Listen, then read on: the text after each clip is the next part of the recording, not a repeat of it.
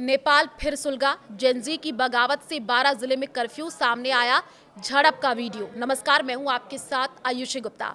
नेपाल में 2 महीने बाद फिर से भड़का जेनजी आंदोलन।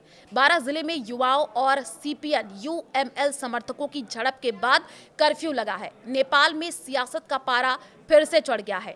2 महीने पहले जहां जेनजी युवाओं के बड़े आंदोलन से सरकार गिर गई थी, वहीं अब एक बार फिर से हालात बिगड़ते हुए दिख रहे हैं और इस बार मामला है नेपाल के 12 जिले का, जहां गुरुवार को सरकार को दिन के समय कर्फ्यू लगाना पड़ा है। वजह वही युवा पीढ़ी का गुस्सा और राजनीति के पुराने चेहरों से सीधी टक्कर। नेपाल, जो अक्सर अपने शांत स्वभाव के लिए जाना जाता रहा है, अब लगातार उथल पुथल का केंद्र बनता जा रहा है और इस बार मुद्दा सिर्फ विरोध का नहीं है, बल्कि सिस्टम से सीधे जवाब मांगने का है। नेपाल जेनजी प्रोटेस्ट के बारे में आपको बताएंगे। 12 जिले में आखिर ये कर्फ्यू लगा क्यों है? 12 जिले में हालात बिगड़ने के बाद जिला प्रशासन ने दोपहर 1 बजे से रात 8 बजे तक कर्फ्यू लगाने का आदेश दिया है। अधिकारियों का कहना है कि ये फैसला लोगों की सुरक्षा और शांति बनाए रखने के लिए लिया गया है। यह आंदोलन लगातार दूसरे दिन और ज्यादा तेज हो गया था।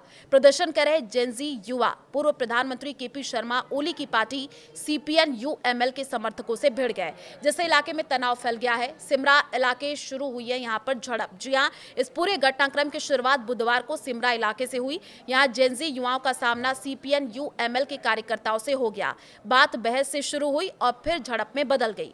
बताया गया है कि इस झड़प में करीब 1 दर्जन यूएमएल समर्थक शामिल थे, लेकिन पुलिस ने सिर्फ 2 लोगों को हिरासत में लिया है और इस बात से युवा बहुत ज्यादा नाराज हो गए। उनका कहना है कि पुलिस पूरी कार्रवाई करने के बजाय दबाव में काम कर रही है और यहीं से विरोध और तेजी पकड़ने लग गया। एयरपोर्ट पर हालात बिगड़ गए हैं। स्थिति उस समय और बिगड़ गई जब खबर आई कि सीपीएन यूएमएल के महासचिव शंकर पोखरेल और युवा नेता महेश बसनेत काठमांडू से सिमरा आ रहे। वो दोनों बुद्धा एयर की फ्लाइट से आने वाले।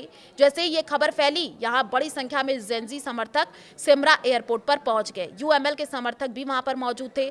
दोनों गुट आमने सामने आ गए। वहां माहौल गर्मा गया। हालात काबू में नहीं हो पाया और उसके लिए प्रशासन ने एयरपोर्ट और आसपास के इलाकों में भी कर्फ्यू लगा दिया है। 12 जिले के जिला मजिस्ट्रेट धर्मेंद्र कुमार मिश्र ने कहा कि ये कदम सिर्फ हालात को काबू में रखने और शांति कायम रखने के लिए उठाया गया है। अब ये सिर्फ झड़प नहीं रह गई है, ये नेपाल की राजनीति में एक नई लड़ाई का रूप ले चुकी है। एक तरफ पुरानी राजनीति है जो सालों से सत्ता में रही है, दूसरी तरफ नई पीढ़ी है जो बदलाव चाहती है। जेनजी युवाओं का कहना है कि वे भ्रष्टाचारी, बेरोजगारी और असमानता से तंग आ चुके हैं। अब सिर्फ सोशल मीडिया पर नहीं, बल्कि सड़कों पर उतर करके अपनी बात रख रहे हैं। 2 महीने पहले आंदोलन हुआ था, आपको याद होगा। यही जेनजी आंदोलन 2 महीने पहले नेपाल की सरकार की कुर्सी हिला चुके हैं। रिपोर्ट्स के मुताबिक ये प्रदर्शन सबसे पहले सोशल मीडिया पर बैन के विरोध में शुरू हुआ था। 8 सितंबर को काठमांडू में भारी विरोध हुआ और धीरे धीरे पूरे देश में फैल गया और इन झड़पों में कम से कम 51 लोगों की मौत हुई। करीब 1300 लोग घायल हुए थे। इन हालातों के बाद प्रधानमंत्री केपी शर्मा